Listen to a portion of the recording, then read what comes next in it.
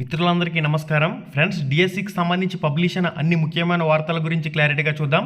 మనకి మొదటి అప్డేట్ వచ్చేసరికి ప్రతి న్యూస్ పేపర్లో కూడా మెయిన్ ఎడిషన్లో రావడం జరిగింది.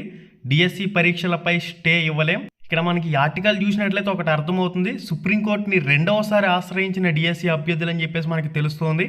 ఇక్కడ మెయిన్గా మనం చూసినట్లయితే డిఎస్సికి సంబంధించి 5.72 లక్షల దరఖాస్తులు అయితే వచ్చాయని, అభ్యర్థులకి వివిధ షిఫ్ట్లో వేరువేరు ప్రశ్నాపత్రాల ద్వారా పరీక్ష నిర్వహిస్తున్నారని, అనంతరం మార్కులు నార్మలైజేషన్ పద్ధతిలో ఇవ్వడం అవాస్తవంగా అన్యాయంగా ఉంటుందంటూ, ఇది అభ్యర్థుల హక్కులకు విఘాతం కలిగిస్తుందని పిటిషన్ అయితే దాఖలు చేసినట్లు సమాచారం. ఇంకా పరీక్షలు కూడా పూర్తి కాలేదు, అప్పుడే అభ్యర్థులు హైకోర్టును ఆశ్రయించినట్లు మనకి ఈ ఆర్టికల్ ద్వారా తెలుస్తుంది.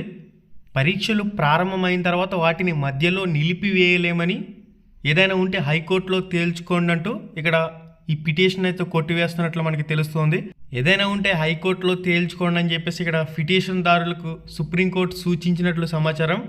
ఇది గైస్ మెయిన్గా డిఎస్సి కోర్టు కేసుకు సంబంధించి ప్రతి అప్డేట్ అప్పటికప్పుడు మీకు తెలియచేయాలి కాబట్టి ఇక్కడ న్యూస్ పేపర్లో ఈ అప్డేట్ చూసి నాకే షాకింగ్ అనిపించింది. పరీక్షలు ప్రారంభమైన తర్వాత సుప్రీంకోర్టును ఆశ్రయించడం ఏంటని చెప్పేసి ఇక్కడ మెయిన్గా సుప్రీంకోర్టు ఒకటే చెప్తూ ఉంది, హైకోర్టుకు వెళ్ళాలని పిటిషన్దారులకైతే సూచించింది. అభ్యర్థులు ఒకే విషయాన్ని ముందు నుంచి కూడా కోరారు. ఒకే జిల్లా ఒకే పేపర్లో పరీక్ష పెట్టండి. తెలంగాణ ప్రభుత్వం మాదిరిగా ఒకే జిల్లా ఒకే పేపర్లో పరీక్ష పెట్టి ఎటువంటి న్యాయ వివాదాలకు ఆస్కారం లేకుండా పారదర్శకంగా పోస్టుల భర్తీ చేయండి అని చెప్పేసి అభ్యర్థులు ప్రభుత్వాన్ని వేడుకున్నప్పటికీ ఎటువంటి చలనం లేదు. హైకోర్టులో దాఖలు చేసిన, సుప్రీంకోర్టులో దాఖలు చేసిన పిటిషన్లన్నీ కూడా ఇక్కడ కొట్టిపడేశారు. ఫైనల్గా పోస్టింగ్లు ఇచ్చే సమయానికి కూడా ప్రభుత్వం ఇదే తీరును ప్రదర్శించాలి. ఎన్ని వేల కోర్టు కేసులు పడినా వాటన్నింటినీ కూడా కొట్టిపడేసి పోస్టింగ్లు ఇచ్చే విధంగా ముందుకు వెళ్ళాలి. లేదంటే మాత్రం అభ్యర్థుల నుంచి గట్టి దెబ్బ తినవలసిన పరిస్థితి ఎదురవుతుంది. ఒకే జిల్లా ఒకే పేపర్లో పరీక్ష పెట్టండి, ఎటువంటి నార్మలైజేషన్ విధానం వద్దని అభ్యర్థులు ముందు నుంచి కోరారు. ఈ న్యాయ వివాదాలకు దారితీసే అవకాశం ఉందని చెప్పేసి అభ్యర్థులు ముందు నుంచి హెచ్చరిస్తున్నప్పటికీ ప్రభుత్వం ఏమాత్రం బేఖాతరు చేయలేదు. తెలంగాణ ప్రభుత్వం మాదిరిగా ఒకే జిల్లా ఒకే పేపర్లో పరీక్ష పెట్టండి అని చెప్పేసి అభ్యర్థులు ప్రభుత్వాన్ని వేడుకున్నా ఎటువంటి చలనం లేదు. పోస్టింగ్ల విషయంలో ప్రభుత్వం ఏదైనా జాప్యం చేసిందంటే మాత్రం కుప్ప కూలిపోయే పరిస్థితి ఖచ్చితంగా వస్తుంది. అభ్యర్థులు ఎవరు కూడా ఆందోళన చెందవలసిన అవసరం అయితే లేదు. పరీక్ష రాసే అభ్యర్థులు ప్రశాంతంగా పరీక్ష రాయండి. ఏదైనా న్యూస్ వచ్చినప్పుడు దాన్ని చూసి మీరు వరీ కావాల్సిన అవసరం అయితే లేదు. ఇప్పటి వరకు ఎన్ని కోర్టు కేసులు పడినా కూడా ఏ విధంగా కొట్టేశారో ఇప్పుడు కూడా అదే విధంగా కొట్టేసి పోస్టింగ్లు ఇవ్వాలని చెప్పేసి అభ్యర్థులు అయితే కోరుకుంటూ ఉన్నారు.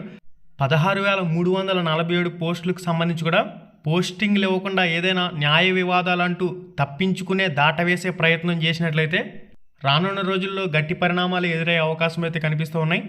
ఎనీవే అభ్యర్థులందరూ కూడా సానుకూల దృక్పథంతో ఉండండి. ఏ అప్డేట్ వచ్చినా కానీ మీకు తెలియచేయాలనే ఉద్దేశంతోనే ఈ న్యూస్ అయితే మీకు తీసుకురావడం జరిగింది. అభ్యర్థులు ఎవరు కూడా కంగారు పడవలసిన పని అయితే లేదు. ఇక 12వ తారీఖు పరీక్షకు సంబంధించిన వివరాలు చూసినట్లయితే మొత్తంగా రాష్ట్ర వ్యాప్తంగా 39,048 మంది అభ్యర్థులకు గాను 35,862 మంది అయితే పరీక్ష రాశారు. మొత్తంగా 91.84% హాజరు శాతంగా నమోదైందంటూ కన్వీనర్ రెడ్డి కృష్ణారెడ్డి ఇక్కడ ప్రకటించినట్లు సమాచారం. రాష్ట్ర వ్యాప్తంగా 117 పరీక్ష కేంద్రాల్లో స్కూల్ అసిస్టెంట్ నాన్ లాంగ్వేజెస్కి సంబంధించిన ఎస్ఏ మ్యాథమెటిక్స్ పరీక్ష జరగగా 21,825 మందికి గాను 20,254 మంది అయితే హాజరు కావడం జరిగింది. మధ్యాహ్నం జరిగే స్కూల్ అసిస్టెంట్ నాన్ లాంగ్వేజెస్కి సంబంధించి గణితం, కన్నడ, ఓడియం ఈ విధంగా సెపరేట్ మాధ్యమాలకు సంబంధించి చూసినట్లయితే 17,223 అభ్యర్థులకు గాను 15,608 మంది అభ్యర్థులు అయితే హాజరు కావడం జరిగింది. 2 పూట్ల జరిగిన పరీక్షల్లో నెల్లూరు జిల్లా నుంచి అత్యధికంగా హాజరు శాతం అయితే నమోదైనట్లు పేర్కొన్నారు. ఇక మనకి నెక్స్ట్ ఈనాడు న్యూస్ పేపర్లో కూడా ఈ సుప్రీంకోర్టులో కోర్టు కేసు కొట్టివేత అంశానికి సంబంధించి కూడా ఒక అప్డేట్ అయితే రావడం జరిగింది. ఏదైనా ఉంటే హైకోర్టుకు సంబంధించి హైకోర్టులో తేల్చుకోండి అని చెప్పేసి మెయిన్గా హైకోర్టులో గతంలో ఏ విధంగా కోర్టు కేసులు కొట్టేసి పరీక్షలు నిర్వహించారో మొండి వైఖరితో, అదే మొండి వైఖరితో ఎన్ని వేల కోర్టు కేసులు పడినా సరే పోస్టింగ్లు కూడా ఇచ్చే విధంగా ప్రభుత్వం చర్యలు తీసుకోవాలని చెప్పేసి అభ్యర్థులు అయితే కోరుకుంటూ ఉన్నారు. నెగిటివ్ థాట్స్ వల్ల ఎటువంటి యూజ్ అయితే లేదు కాబట్టి బీ పాజిటివ్ దృక్పథంతో ఉండండి. ఇక ఎవరైతే ఇంగ్లీష్ ప్రొఫిషియన్సీ టెస్ట్ రాసే అభ్యర్థులు ఉన్నారో ఒకసారి హాల్ టికెట్ రీడౌన్లోడ్ చేసుకోండి. చాలామందికి మెసేజ్లు అయితే వచ్చినట్లు సమాచారం, హాల్ టికెట్ మళ్ళీ డౌన్లోడ్ చేసుకోమని చెప్పేసి.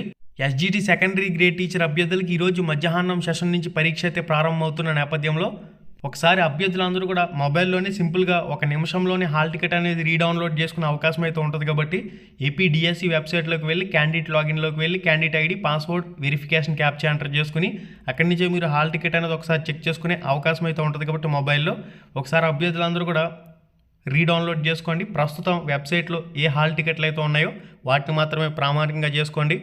ఎస్జిటి వాళ్ళకైతే ఎటువంటి చేంజెస్ అయితే ఉండకపోవచ్చు. ఇక్కడ TGT trainer graduation teacher, PGT post graduation teacher, principal పోస్టులకు అప్లై చేసిన వాళ్ళకి ఇంగ్లీష్ ప్రొఫిషియన్సీ టెస్ట్ అనేది మళ్ళీ కొంతమందికి చేంజ్ అయింది. అది కొత్త హాల్ టికెట్ అనేది వెబ్సైట్లో అందుబాటులో పెట్టారు, ఒకసారి చెక్ చేసుకోండి.